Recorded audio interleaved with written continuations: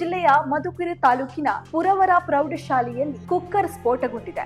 ಬಿಸಿಯೂಟ ತಯಾರಿಸುವಾಗ ಕುಕ್ಕರ್ ಸ್ಫೋಟಗೊಂಡು ಇಬ್ಬರು ಗಂಭೀರವಾಗಿ ಗಾಯಗೊಂಡಿದ್ದಾರೆ.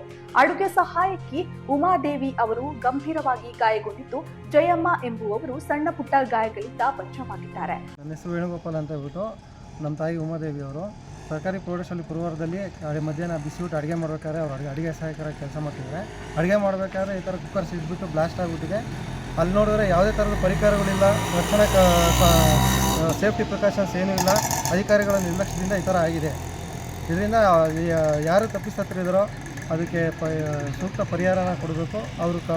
ಅವ್ರ ವಿರುದ್ಧ ಕಾನೂನು ರೀತಿಯ ಕ್ರಮ ತಗೋಬೇಕು ಅಂತ ಹೇಳ್ಬಿಟ್ಟು ಈಗ ಸಂಬಂಧಪಟ್ಟ ಅಧಿಕಾರಿಗಳು ಯಾರನ್ನ ಬಂದಿದ್ರಾ? BO ಅಧಿಕಾರಿಗಳು ಬಂದಿದ್ರು ಮತ್ತು ಸ್ಕೂಲ್ ಸ್ಟಾಫ್ಸ್ ಎಲ್ಲ ಬಂದಿದ್ರು. ಅವರು ಹೇಳಿದ ಪ್ರಕಾರ ನಾಳೆ ಸ್ಕೂಲ್ ಹತ್ರ ಹೋಗ್ಬಿಟ್ಟು ಎಲ್ಲ ಪ್ರಾಥಮಿಕ ವರದಿ ಏನಿದೆಯೋ ಎಲ್ಲ ತಗೋಬಿಟ್ಟು ಆಮೇಲೆ ನಾವು ಏನು ಮಾಡಬೇಕು ಇಲಾಖೆ ಕಡೆಯಿಂದ ಅದೆಲ್ಲ ಮಾಡಿಕೊಡ್ತೀವಿ ಅಂತ ಹೇಳಿದ್ದಾರೆ. ಅವ್ರ ಹೆಸರು ಉಮಾದೇವಿ. ನಮ್ಮ ಹೆಸರು ಉಮಾದೇವಿ. ಈಗ ನನಗೆ ಮೇಯ್ನು ಇದೇನೆಂದರೆ ಈ ಯಾವುದೇ ರೀತಿಯ ರಕ್ಷಣಾ ಸಾಮಗ್ರಿಗಳು ಏನೂ ಇಲ್ಲ ಸ್ಕೂಲಲ್ಲಿ. ಏನೇ ಒಂದು ಸಮಸ್ಯೆ ಆದರೂ ಯಾವುದೇ ರೀತಿ ರಕ್ಷಣಾ ಸಾಮಗ್ರಿಗಳಿಲ್ಲ, ಆಮೇಲೆ ಸೂಕ್ತ ಪರಿಕರಗಳು ಏನೂ ಇಲ್ಲ. ಈಗ ನಮ್ಮ ತಾಯಿಗೆ 30ರಷ್ಟು ಭಾಗ ಸುಟ್ಟೋಗ್ಬಿಟ್ಟಿದೆ. ಇದಕ್ಕೆ ಏನು ಪರಿಹಾರ, ಇದಕ್ಕೆ ಸಂಬಂಧಪಟ್ಟ ಇಲಾಖೆ ಅಧಿಕಾರಿಗಳು ನನಗೆ ಏನು ಮಾಡ್ತಾರೆ ಅನ್ನೋದನ್ನು ನಾನು ನೋಡಬೇಕು.